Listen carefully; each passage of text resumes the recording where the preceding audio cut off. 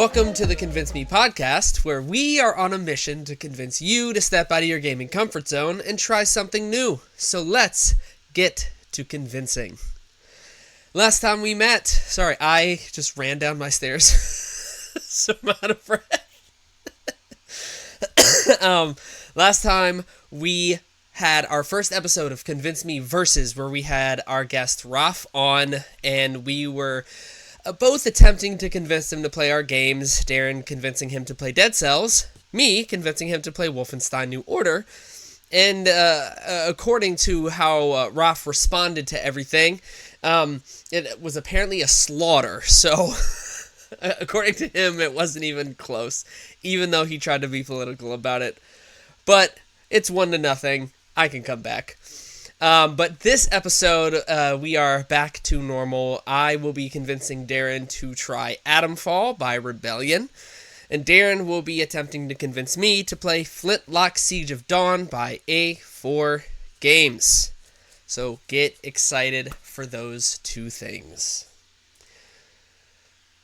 Before we get started, I want to preemptively go ahead and apologize for my voice. It is April in the state of Florida, which means that allergies are on just an absolute siege quest for all of our faces.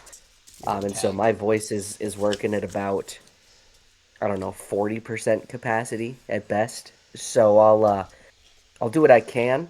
But if at any given time it sounds like an old dude grabbed me by the throat and started shaking me violently, that's not too far off from what it actually feels like is happening. Why does it have to be an old dude? Because then you can hear the sound of my voice is more akin to the sounds the old dude would make as he consequently and subsequently grabs me and shakes me violently. So it just gets to be one of those happy, exciting soundbite moments where I pretend that I'm not losing my mind. Sure. I'm very excited for today's games. I'm so curious to see how you're going to respond to the game I talk about today. Indeed. But before we jump into that too deeply, we'll just go ahead and kick right off with our question of the week. It's a pretty interesting one this week, I would say. But Ryan, if you could be given one game story or concept or mechanic and give it a new attempt, what exactly would that be? All right, I have an answer for this. I know exactly what it is because it is actually Okay. a game we were both very, very excited for because the concept of it alone drew us in. Okay. And I'd really like it to be given new life. So if I could have any game I guess it's a story idea because I don't know if it mechanically is a thing, but if I could have any game idea done again, it would be We Happy Few. Because the idea of a game where people are forced to be happy and I'm not going to pretend to be a scholar, right? But the philosophical conversations that you could have of a society where you are forced to be happy, right? You could have conversations like, is it ethical? Because everybody's happy, everybody feels good, even though that's not the actual state of the world.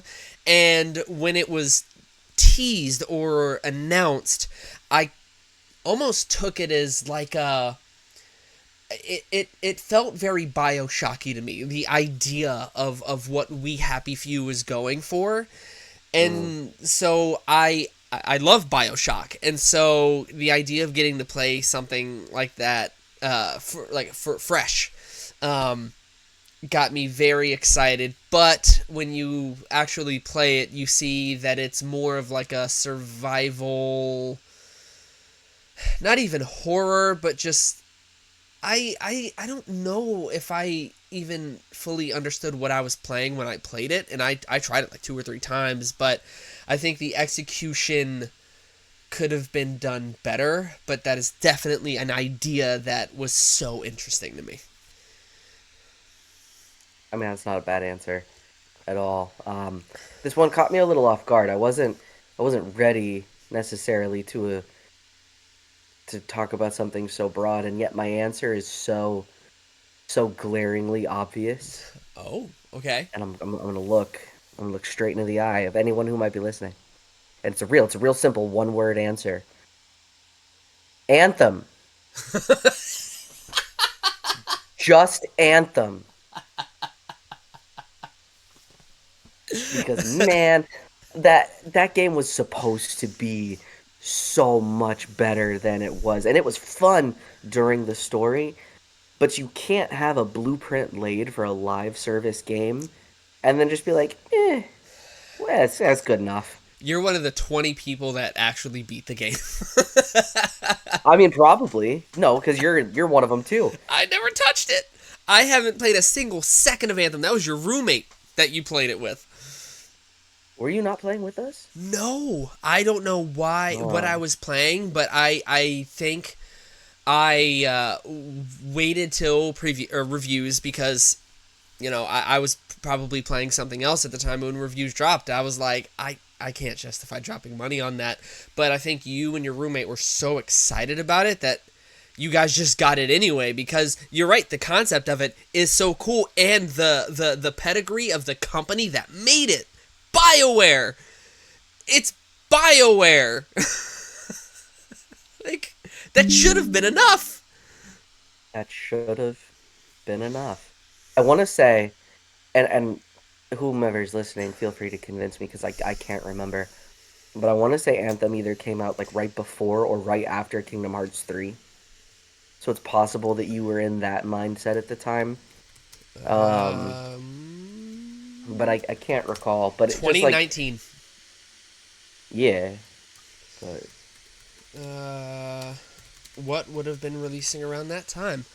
No. You know what I was playing at that time? I was playing Metro Exodus. I was playing the new Metro. to be fair, those two games, Anthem and Kingdom Hearts 3, came out less than a month after each other. Dang, you want to know Kingdom what Hearts 3 else? came out January 25th of 19. Anthem came out of February 22nd.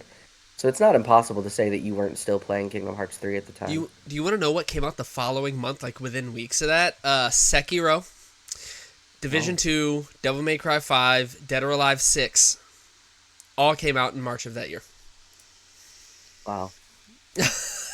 That was a pretty good month. That's a pretty good And then month. there's Anthem standing in the corner going, "Okay, What about me, guys? I'm how here. about you try us maybe?" It just, God, I've So I've what was never your been so sad. for those who haven't played it, what was your like what were your Okay, qualms with it? Because I okay. never played it. The qualm is so that it was so repetitive. Like there were three or four quest types. You go in, you did it, and you ended. So you either go and kill X number of enemies, or go and oh no, you go to this area and now there's a weird beacon and now enemies keep getting summoned. Oh, you beat them all. They're not coming back now. And so you pretty much just proceed through the game that way. Wasn't And you that the got some same thing upgrades and stuff. with Destiny? Like, was it the Yes, it first was. Destiny just Yes, it was. the And same that's thing on why repeat? and that's why I had as much hope for it as I did because I was thinking, well, if this gets Destiny levels of support, great. And let me say that the way that you could pilot your like mech, I guess basically through this environment felt so good. Like it's everything I ever wanted if you can imagine like a an adventure world Gundam game to feel. Like that's exactly how good it felt. It was incredible and the controls were pretty damn good for what it was. And it just didn't have any support on the back end. Like you got the post game, there were two like raid type dungeons to do where they, online matchmaking and everything. Uh, And that was it. So once you beat each one of them once, oh, you can farm it and you can get some stuff, but once you had the stuff, then there was nothing to use the stuff on, and there were no expansions. There was no additional content. There was no nothing. that's a big yikes. That's a big yikes. Nothing. So like just just do do Anthem, but this time actually do Anthem, which is a hard ask, I know, but like just take the game you made already and finish it. Make it better. More of it. Fair enough. Like, So it's interesting because I think I am learning about myself, because this goes back to We Happy Few, actually, in that I search for games and enjoy games that I've recently learned a lot about the immersive sim genre, and there are games that are too immersive for me. So okay, an immersive sim, let me look up the actual, like, what's considered. It's a game genre that emphasizes player choice.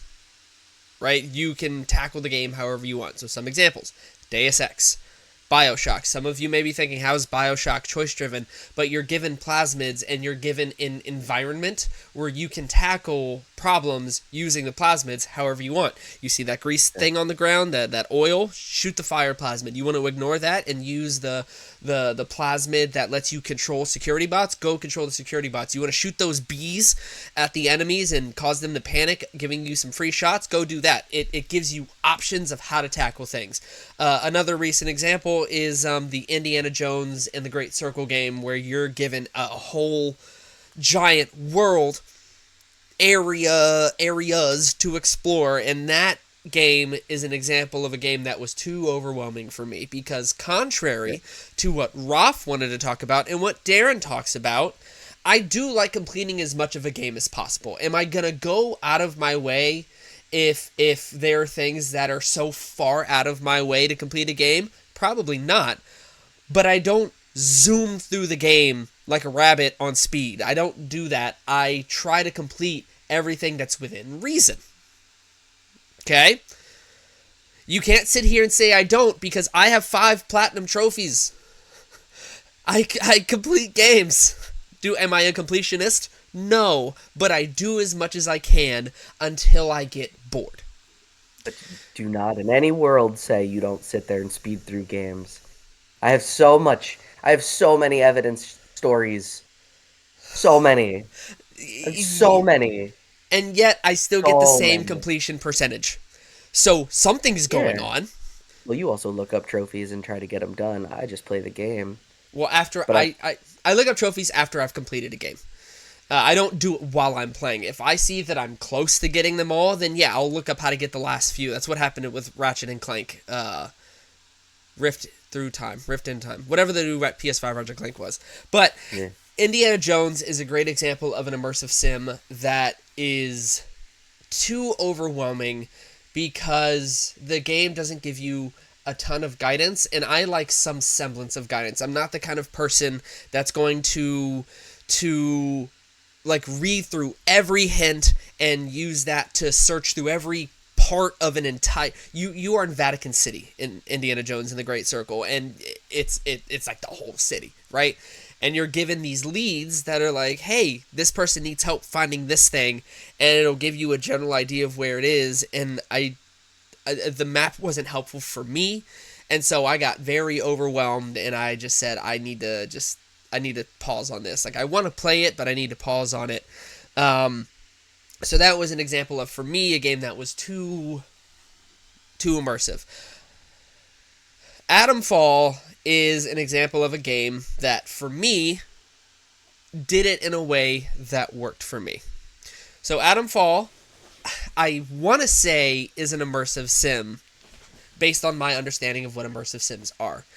And it takes place in a British countryside, and the game has this intro video that it's shot like a black and white war propaganda film from like the 30s, 40s, maybe 50s, maybe 60s, and you awaken this like sewer, basically, and you are basically told to just go. So like you wake up and this doctor comes in the room, he's like, oh my gosh, I'm hurt, and that's your tutorial to craft a bandage, because you can craft a bandage, give it to him. And I don't remember if that like did anything for me, like if healing him like gets you something or other. But I did that. There's a lot of crafting in this game, and then you leave this sewer and you enter this world, and as you enter this world, you know how in Elden Ring there was, unless you were underground, there was always that reminder of, hey, Erd Tree. No matter where you were, you could look and you would see the Erd Tree. Yeah. So in this game, there's something similar, and it's like a purple beam into the sky, and it reminded me of like a nuclear mushroom, but not quite. But there's this what looks like a power plant shooting this purple beam into the sky, and you look up and you see that the clouds are like swirling above it. And no matter where you are on the map, unless you're underground, you can pretty much see this beam of light. So you leave this cave, and there's this old-timey like British telephone box. And the phone in it rings, and the thing about immersive sims is you play your way. I could have left, and this phone would have just rung off the hook for forever, and I would have missed the call. I don't do that. So I go to the telephone booth, and it tells you that this thing called Oberon needs to be destroyed. Let me make sure. I believe it's Oberon. Yeah, Oberon. And you're like, what the heck is this Oberon thing? And it's this very, like, eerie voice. Very deep, very creepy. And as you go through this game, you go explore this countryside, and you pick up new leads just by exploring. Like, you'll pick up things from environmental storytelling, and it'll say new lead. And the environmental storytelling is a note saying, like, hey, I found this thing in this area, I'm going to go see if I can find it. And then the game will pop up saying new lead, and then that is how you get your quests to basically go explore this world. There are no, like, NPCs saying, hey, I lost my teddy bear at the store, and now there are these bad guys there. Can you go get it for me? Like, it's these people will talk to you like a person, and then when they talk to you, you'll get a new lead that goes into this journal that you can track. And so talking on this phone gives you a lead to basically go find out what Oberon is. You get the idea that it has something to do with this giant cloud. And the game is pretty much just like, yo, go. There's stealth, there's gunplay, you have a limited carrying capacity for your ammo. There are melee weapons. And I will say, because I do want to be fair, I think there definitely are certain aspects of the gunplay and stealth that they could afford to fix. But you don't play games like this, in my opinion, for, like, you're not there to play Call of Duty, right? You're not there for the tightest gunplay. You'd like tight gunplay, but you're playing to experience this story and this countryside and meet the people and explore the area. Like, that's what you're playing for, and it, for me, was serviceable enough. And my issue with Indiana Jones, like I said, was that it was too overwhelming, right? It was like you're given this lead and then go just like explore this lead. This game gives you difficulty options for 3 pillars: exploration, survival, combat. And you can modify the settings for all those things. So combat, you can make it so that enemies are easier to kill or harder to kill, or different aspects of that. You can make it so that you can sprint infinitely. You can make it so that sprinting takes more stamina. You can make it so that you find less loot, or you can make it so you find more loot. Like, you modify each pillar of the game to get the experience you want. So what I did for exploration, because that's typically what gets me overwhelmed, was instead of going full on like show me everything, I had it just, if I activated a lead, it would give me the waypoint for it. So that way I didn't have to like wander aimlessly. I could just be like, hey, I wanna tackle this quest line. Where do I need to go? You can turn that off if you want a genuine aimless wandering simulator, and that's fine because that's your play style.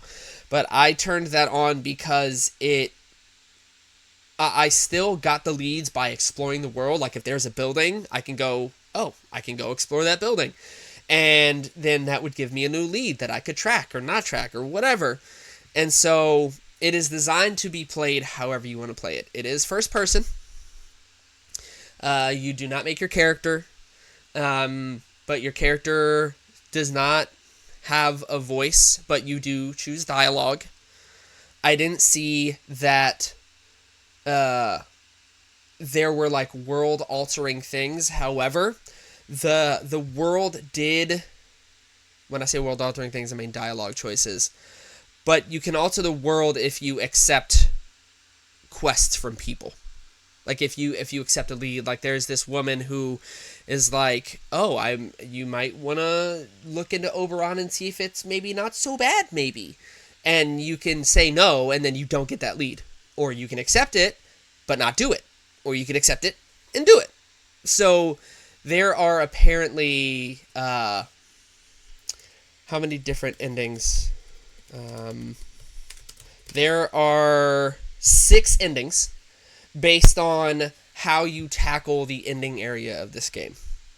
And then within the end credits, because I actually saw the end credits because I beat this one, how you play the game is also talked about. So if you talk to a bunch of NPCs, the ending credits will, the ending like slideshow scene will talk about that. I didn't really talk to too many people because I was too busy exploring the world. And so in the end credits, it was like, oh, I see you didn't talk to too many people. Looks like you like to keep to yourself. And I was like, oh, snap. That's fun. It reacts to your gameplay, which is what makes it the immersive sim. There was a lot of intrigue that I was interested in exploring. Like Oberon is the big thing. And yeah, I'm trying to think if there's anything else that the art style is it's Series X. Like it's not going for hyperrealism, but it looks pretty good. Like you're in the British countryside, it looks like the British countryside. The music is serviceable. Yeah,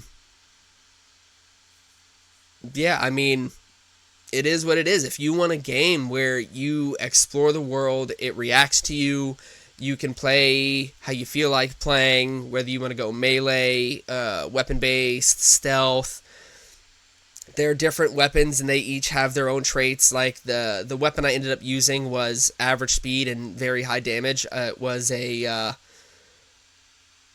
I want to say it was the sickle, or no, the farmer's knife. The farmer's knife was what I went because it was average speed but very high damage. And then there also, you find Trainer's Serum, and that lets you unlock new abilities, so you can unlock how much health items heal you. You can unlock how quick you can swap through your weapons. You can unlock different things like that to change how you feel like playing the game, so you're evolving your play style.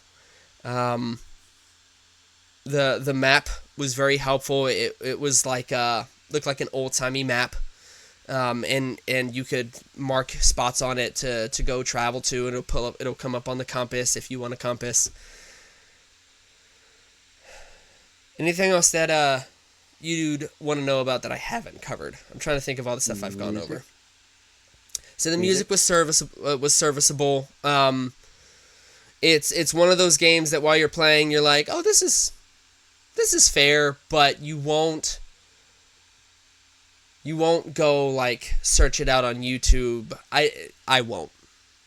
Like it did what it needed to do when I was playing, basically. Sure. Like appropriate for the setting.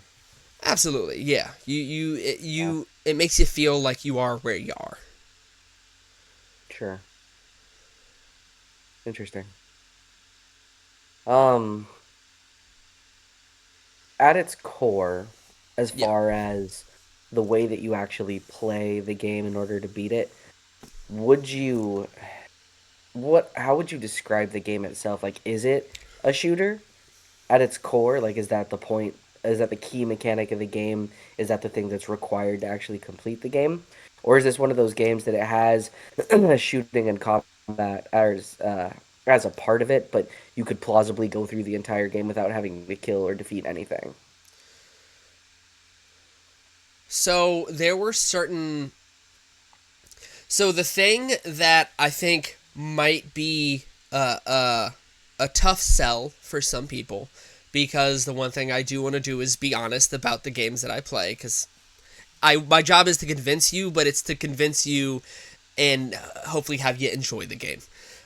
So this game has shooting. It worked.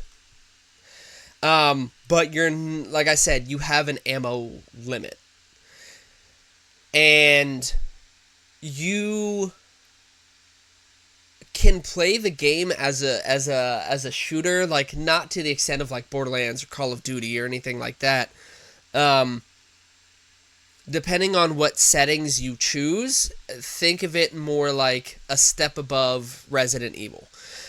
Granted, it's different because Resident Evil, I treat Resident Evil games as like almost puzzles of choosing where to shoot, how often to shoot, and you treat each combat encounter, unless you're playing Resident Evil like 5 or 6, you treat the encounters as puzzles, so you have to like pick your shots. This game, um, you can play as a shooter because when you kill certain enemies, like most enemies that have guns, they'll have ammo.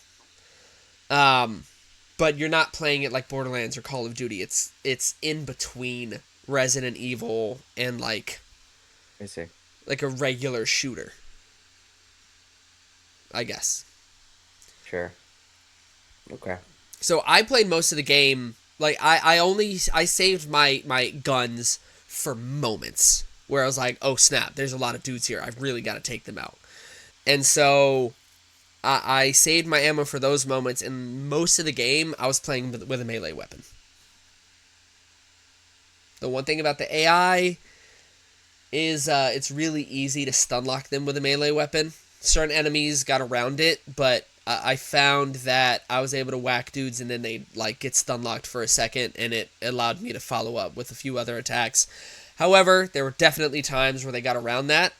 I will not sit here and say that I cakewalked the game. I had to use a lot of healing supplies. I had to craft a lot of bandages and use a lot of first aid kits and eat a lot of food. So it was fairly challenging. All right. I mean, that's interesting. It sounds like a potential halfway point between a game I would like or hate. That's the So thing. it's kind of hard to say. It could go either way. But the one thing is, if you are into exploration and being rewarded for it, there is a lot of lore, and the fact that you pick up, you get quests by exploring, and talking to people. Which talking to people is normal, but if you find like a note, that can unlock a lead to another part of the map and have you find different things on these. If you include the interchange, which is like the factory, there are 5 areas, I think. I think there's 5 major areas, if you include like the factory that is kind of the heart of getting to the end of the game. Interesting. So yeah, I like diegetic quest finding, because Sure. I think we are past the era of gaming where you walk into a room and then a cutscene plays and it's like, I need you to go find this, and then it's like, well, all right, cool, like that works, but finding quests organically, there's something about it being a reward. You're being rewarded with more game organically, and I like that. Sure. Fair enough. I don't know. I'll have to. I guess I'll keep my eye on it. I don't know. I don't know if that sounds like it tickles any fancies for me, but admittedly, I've become pretty tunnel visioned because of Clair Obscur coming out soon. God, it's so soon. It's Um, so soon. I'm so excited. So I don't know. We'll see. We'll see on that one. I think because of the state of where gaming is, there's constantly going to be stuff coming out. I Sure, think what we're searching to do is find, like, if you don't have that next game, right? If you don't have that thing, is this a game that you could, like, fill your time with? Like, sure, that's because with doing weekly episodes, we're not gonna have time to play all the games that are suggested. Although I do want to talk about one in our whatever part of the episode, but we're not gonna have time to play all these games to fruition. It's just sure, like oh, I have a little bit of time between this game and the next game. Do I want to try this game out? Or as an audience member, are you in the middle of searching for something? Maybe this will help you. So that's sure. really the goal. Yeah, that's true. While also trying to convince each other, I suppose. Yeah. To that point, then, let's uh let's talk about Flintlock. So, Flintlock, developed by A44 Games. That is the same studio that produced Ashen. I have never played Ashen. I believe I said this before. I'm pretty sure it's on Games Pass right now. Um, but with Flintlock, you it kind of is one of those games where it just sort of drops you into big cinematic like things happening straight away. Mm. And you're put like right onto this battlefield in the trenches in a combat HQ. You are taking the role of a woman named Nor Vanek. You do Ooh. not character create here. Um, and you are having an argument with your CO, your commanding officer, because people have gone missing. And so you argue, and eventually your commanding officer, begrudgingly lets you go to go find them. Oddly enough, the initial like outfits and costumes of the game are very weirdly Civil War era. Okay. And so like that put me in a weird place mentally, but like okay, whatever. It's honestly more aesthetic than anything. And so then they drop you in and you're pretty much go. And you get your movement tutorials, your basic combat tutorials. You get to the place where the people are. You fight some enemies along the way. We'll come back to combat in a second. And you come to this big like pyramid that looks so like futuristic steampunky that just does not seem to fit in the world. Think X-Men Apocalypse. Think Apocalypse's pyramid in the context of like 1850s Americana. Like wild. Like you're pulling up on these enemies that are basically glorified like ashen undead with like flintlock pistols and cannons. Like weird. Um but you come to this like weird indigo energy barrier, and that's where you find the people that are missing gathered who've been gone for too long, and they're all alive. Um, and it's the first time that you see Nor pull out her flintlock pistol again. Flintlock being the name of the game. She Nice. shoots this barrier, and the barrier dissipates completely. You learn at this point that these are called the black powder weapons, which accurate, right? And as you approach the front of this giant pyramid, they're all looking around trying to figure out how to get into it. This giant like amalgamation creature, bird head, like think bigger scale version of those crowhead enemies in Kaled in Elden Ring, Oh, the so ones like that barked. Khonshu. Yeah, terrible. But yes, honestly, drops out of the sky and just absolutely murks your party. You The last things you see of everybody that you meet is someone pressing or shooting at these explosive barrels they put up against the door. The explosion pushes you off the end, and you end up in the water. And when you come to in a cave, and you're greeted by this just combination awesome and adorable looking fox creature I like foxes. who, uh-huh, who come to find out is who saved you. And his name is Enki. And Enki is actually a god. And you learn that in breaking down that barrier, you have freed gods who have been imprisoned behind that barrier, who are responsible for these people that are being basically brought back to life as zombies and who are besieging everybody. And so here now you begin this story of trying to undo what you did, because you shooting and destroying the barrier is what has freed the gods to basically tear apart and terrorize the land. There's so much As happening. far as Oh yeah, it was a lot. And this is all in the first like 15 minutes of the game. Like that's your intro to the game. As far as combat goes now, combat is an interesting combination of Souls-like and new God of War trilogy. Right? So it's difficult. There are dodgeable attacks, there's parryable attacks, there's unparryable attacks. When you parry an attack properly, because parry is a pretty big mechanic in this game, when you parry an attack, you get a little gauge filled, and those are what let you shoot your pistol. Your pistol is how you can knock someone out of an unparryable attack. So if you see that attack animation, there's a bright red indicator on the enemy. If you shoot, interrupts it, no matter who it is or what it is. Like Bloodborne. Exactly. Except it telegraphs it a little bit more for Sure. you because it's red. Um, and then once you deepen your connection with Enki, you also get the ability to use these weird, like, think almost like rift-born powers. So, like, one of the first things that you get is this gauge that fills up on the side, and you get the ability to basically summon this vortex where the enemies get trapped inside and just wrecks them with lightning, like right off rip. Which then introduces you to one of your favorite things, multiple skill trees. Yeah. So you have your melee combat skill tree, you have your pistol skill tree, and your magic middle skill tree. Um, as in all the case of all Soulsborns, the things that you get to drop from enemies that are your currency is also what you use to level up.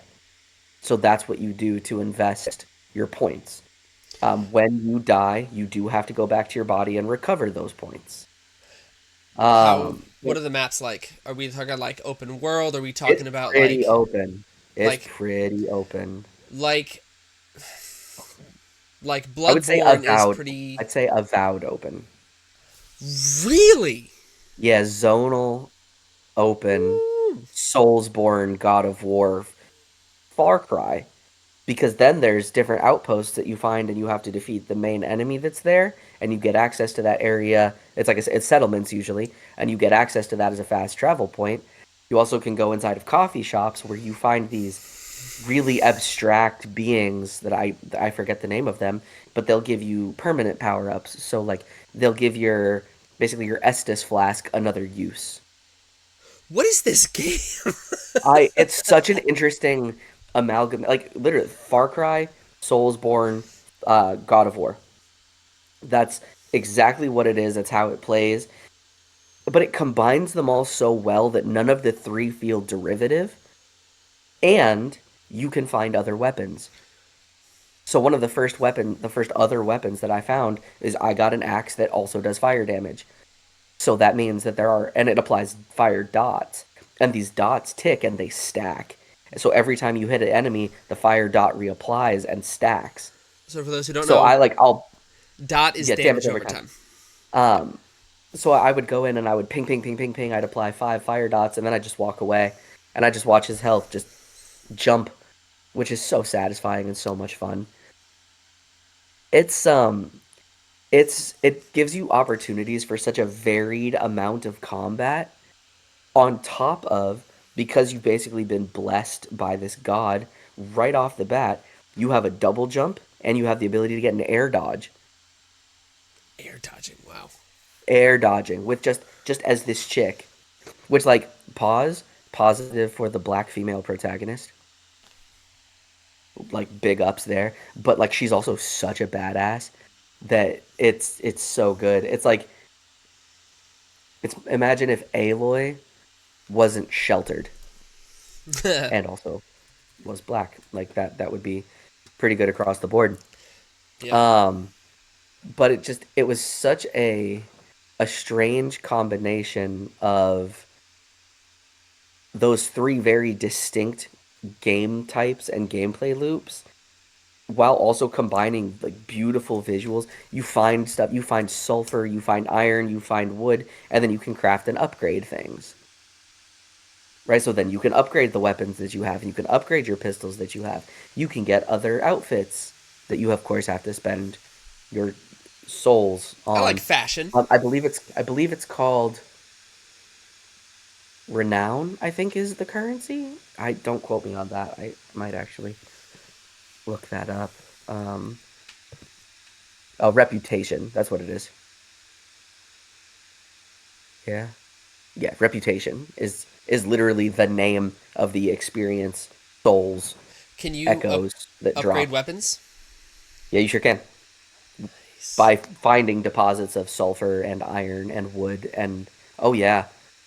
Like it gives you a lot. Honestly, I didn't have a lot of time to play this game this week. Not as much as I would have liked because obviously I work a bunch, but Mm-hmm. um if not for the fact that Claire Obscure was coming out, I would play this game because this game has the opportunity to be.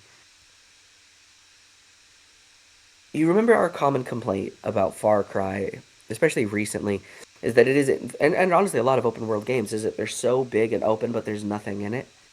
Mm-hmm. Now imagine taking all of the good things that Far Cry does and condensing it into an Avowed style map. Ooh. Except even then a bit more linear. So like it doesn't give you the opportunity to wander too far off because everywhere that you can go, you would need to go eventually. So I for like that. example, I went off and explored clearly away from the main quest mark area, and I found this item called a breaching barrel. And come to find out, I needed that breaching barrel to do the story quest that I was in the middle of doing. There are in fact side quests as well.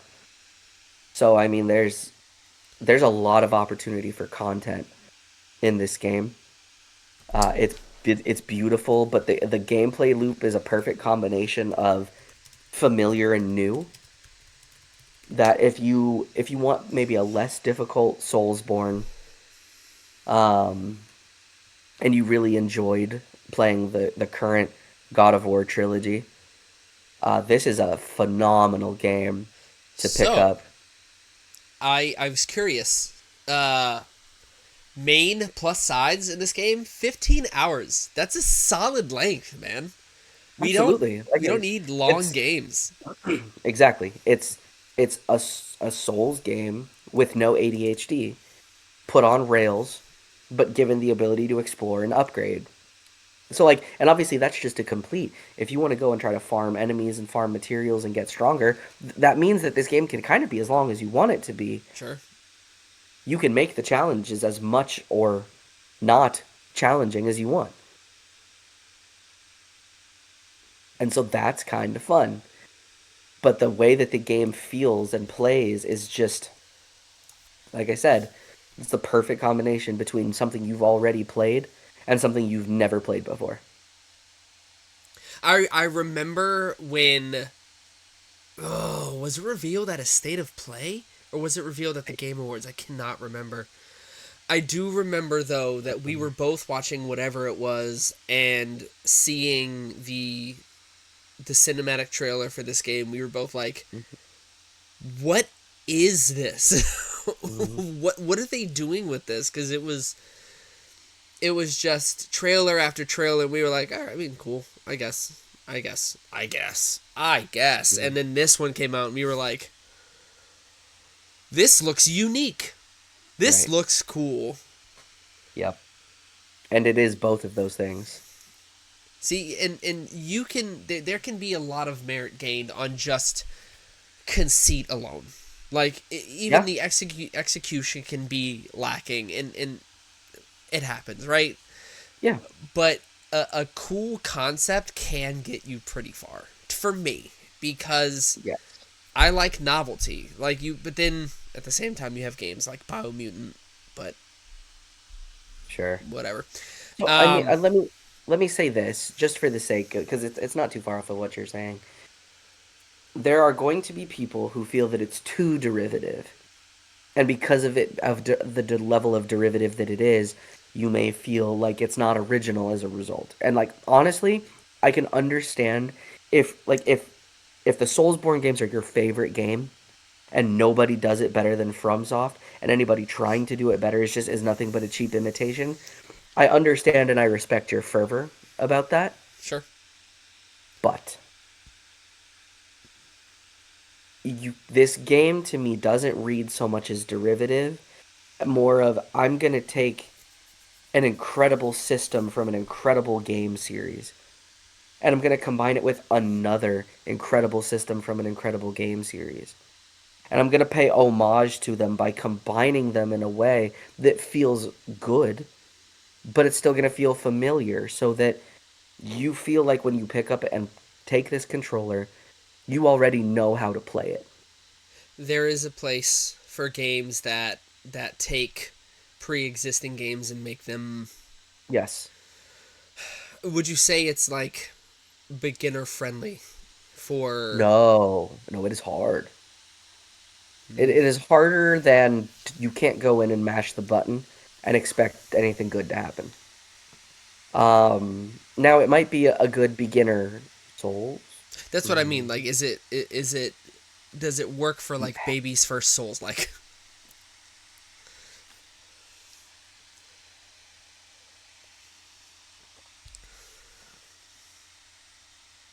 I'm gonna say no, okay, and I'm only going to say that because a game like Dungeons of Hinterberg exists. but you said that was more akin to like Breath of the Wild. I thought. No, no, no, no, no, no, no. That was a little Gator game. Dungeons of Oh, Hinterberg true. combat is definitely more Soulsian, especially before there was a jump button. Um, because that combat is not really. It's like it's faster, but yeah, I would probably say Dungeons of Hinterberg would have been a better baby's first Souls-like game. Which it's not one, but because it's closer in that direction difficulty-wise, I'd probably put it there. However, it's probably a good step up from that. Fair enough. Fair enough. That sounds. It's yeah. Like I said, it's the concept alone. It's not enough to overcome a bad game, but it can make me interested in something that Hmm. I may not play otherwise. Now, if execution is just straight up bad, that's different. It is But not. It's if fluid. This that's feels good. like a AAA game. Good for them. Good for you, A44. Yeah. But speaking of AAA games, oh boy. By the way, I am convinced I will put it on my list of things to try when I'm not trying something else. Um, by the way, I don't think I ever mentioned it. My Atomfall is by Rebellion, who actually are responsible for the first Tom Clancy's Rainbow Six, the Oh wow. OG on PlayStation, Oh and wow. funnily enough, Sniper Elite. Huh. So this game that had serviceable, workable gun mechanics is made by the same people who are known for Sniper Elite.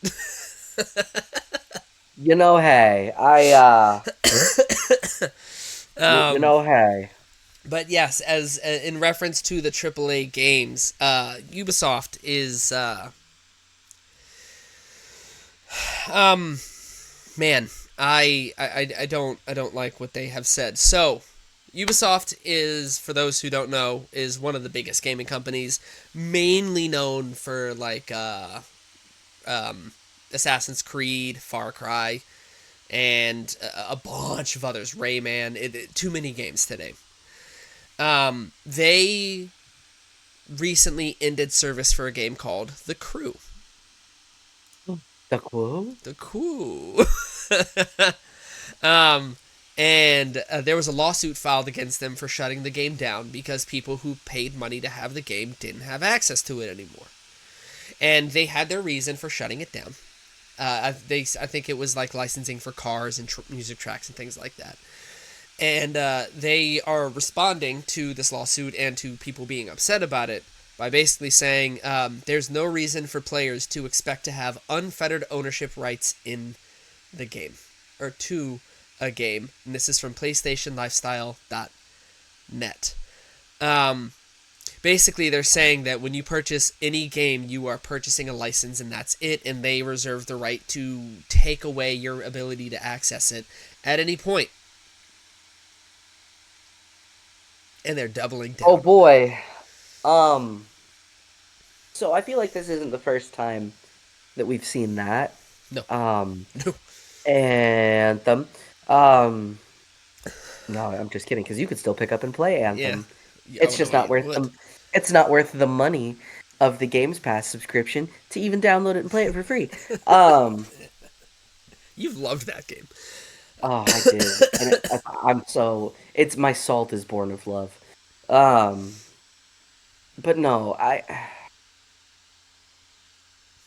there's that growing fear amongst all visual media consumers of the now that we're starting to see like CDs and now Blu-rays are getting phased out in a lot of places when Best Buy stopped carrying physical copies of movies at all. People started to become concerned that we would lose the ability to actually own the things that we've paid for. Yeah. And man, Ubisoft seems like they're a fan of it. Now, considering I've already potentially pissed Ubisoft off once this year, I'm gonna not speak on it a ton for fear of taking something out of context. That being said, in short, I disagree. I don't think that the gaming space is in a place where what we are doing is paying for long-term rentals. And if that is the direction that games go, it's funny because the rest of that thought initially was going to be, I guess I'll just stick with Nintendo, but that's a whole separate conversation now. Um, I don't I know, man. That doesn't bode well. If I if that's a common mentality held across AAA studios, that doesn't bode well. no, I am of the mind that if I'm paying for a product, I paid for the product, man. Yeah, Like we used to I used to feel safe buying physical media because I'm like, oh, if it's on yeah, stream, if it's a movie and it's on streaming, like it could go off streaming at any point. If it's a game and it goes off like the store that you can buy it from, like the 3DS store shutting down or the Wii store shutting yeah, down or all these stores shutting down, you're like, well, at least I have the physical copy of it, and that works on older systems. But if you're just telling me that my PS5 could just be bricked for whatever reason at some point, even though I own physical games, I hate that. I yeah, hate the thought of that. Now, I don't think they will. Right? Like they make money when you buy their games, right? They're not going to shut down games and not let you right. buy them anymore. But just the thought that my physical media could be obsolete at any point in time Right. sucks. Yeah. And so I'm You know what? hoping. What do I know? I, s- you and I used to put a lot of pride into the idea of building a game library. I mean, that's my movie library right there. My gaming library is in these All right. boxes over here. Oh, my movie library is even more absurd. Well, that's with a friend has a bunch of those. But yeah, those shelves are normally full, and then there's 4 boxes of these that are stuffed full of games Sure. going all the way back to 360. I mean, I remember for a while you were buying a lot of digital games. Um, Still kind of do from time to time, especially relative to like the Switch. I remember you were buying some digital. I think that's how this conversation came up years ago at this point. Yeah. And I remember saying, "Well, I want to be able to own it. Hmm. One, because I want to be able to look at it, but Yep. two, because like I want to own it so that I know that I have it." Now, if it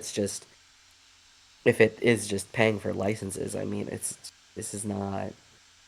I'm Like hoping there's that that's not a common mentality. Yeah, there's well, Switch 2 is going that route for some games. I think they said that the Yeah, Bravely Default remaster is a game key. Now they've said that the game key is not tied to account, but it's still a game key, yeah. and that I hate it. I hate it. But I hey, don't like it. if you I don't hate want. it, I mean, you can just go buy the $80 version of Breath of the Wild for Switch 2 and not get any of the DLC. So like you 90. could do that instead. Oh, you're right. I'm sorry. 90. Forgive me. You know, to that point though, um, pop quiz. You might actually know, but you might not. You know how obviously we're gonna do Claire Obscure in a couple weeks. Mm-hmm, mm-hmm, mm-hmm. Do you know how much that game is? Like how much it Isn't it? costs? Isn't it like 40 or 50 or something? It is $50. Because it's a double A game. But even then, But it's they a could. brand new I know. double A game. And that's my thing is I feel like JRPGs are in that space a lot too, where like the newer ones like the Atelier Yumiya and Final Fantasy games and stuff like that are priced comparatively to what other games are, but Yeah, a lot of them yeah. they'll be lower. I know. A Tails lot of too. 3DS games I think a lot of 3DS JRPGs I think were lower, but then you have the after that game's release window is over, then that game immediately shoots up to being like $200 because it's limited run Can't or find it. whatever. Oh You my just can't God. find it anywhere. Shout out to The World Ends With You. Man, I'm so glad I got those games. Um, but yes, with that said, the last thing I did want to talk about was that I started Indivisible with Liberty and Did Justice you? for All. Yes, I did.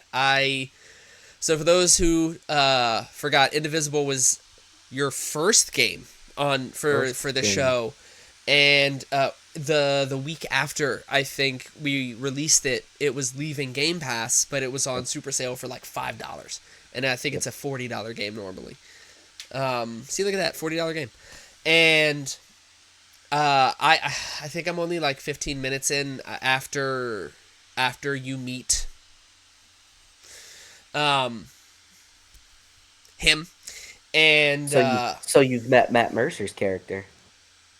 I didn't even pay attention to the voice acting like because I just met just It's the bird-faced archer guy. no Oh, you better look around. Oh. no I have Oh. can you miss party members? You might. I only have 2 people. I have Ajna and the other one.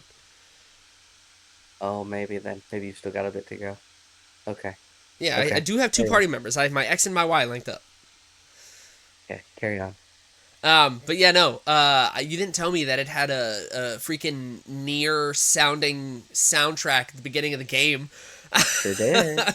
That chorus was going nuts at Yeah, the sure beginning.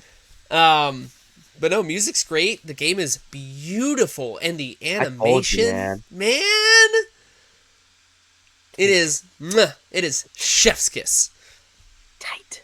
Chef's 'Cause, you kiss. know, while we're on the topic of games from previous weeks, shout out to Aggro Crab for being given a green light to produce a physical copy of every Crab's Treasure. And a game update as well. Listen, I when I saw that, my heart swelled with such immediate joy. Like I'm so excited for them as an indie game to be granted the ability to produce a physical copy is such a big deal. Yeah. Such a big deal. Like I remember when the Game Grumps made their physical copy of is it Dream Neighbor? Is Daddies. that what it was? Well, no, it was Neighbor, Oh, I a think. And Homebody. that's it, Homebody. Yeah. And that was cool, but they did that as a limited run. Like another Crab's Treasure seems like it's sticking around for a bit. Yeah, I would That's fantastic. definitely say if there are any indie games that you want physical copies of and they don't do that, there is a company that makes them. Um, I believe I want to double check my work. Yeah, they're called Limited Run Games, and they make physical copies of games that I think don't already have physical copies. Um, So, like, yeah, all to Nintendo Switch, Xbox, PC. Like, one of the games they have is Salt and Sanctuary. They make a physical copy of the original Doom games, Doom and Doom 2. They have on there. Um, they have a vault that you can go back to, like River City Girls, Star Wars, Knights of the Old Republic 2. They have a Cool. physical copy of. So, like, they make their own collector's editions of certain things. So yeah, shout out to limited run games because that's such a cool concept of taking those games and giving them a physical Sure copy. is. Sure is. But with that said, we will wrap it up here. Next episode will be another first for us. We will be doing our first episode of Convince Me Nostalgia, where we go back and play games that we specifically remember loving and see if they hold up and see if we can convince each other and you to get them, because a lot of these games you will probably have to buy.